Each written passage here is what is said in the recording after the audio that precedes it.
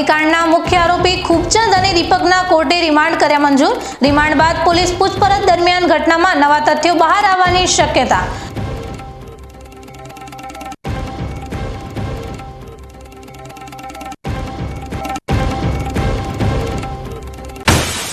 ડીસા અગ્નિકાંડમાં રાજકીય આગેવાનની સંડોવણી હોવાની ચર્ચાએ પકડ્યું જોર।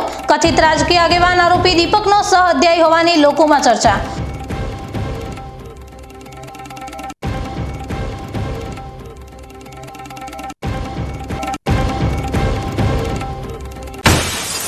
બનાસ ડેરીની આગામી ચૂંટણીને લઈને સહકારી રાજકારણ ગરમાવો।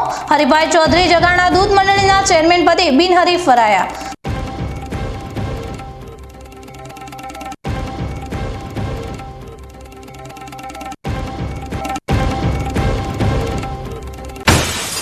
અગ્નિકાંડના આરોપી ખૂબચંદ અને દીપક ફટાકડા બનાવવા માટે પ્રતિબંધિત પોટાશનો ઉપયોગ કરતા હોવાની ચર્ચાએ પકડ્યું જોર।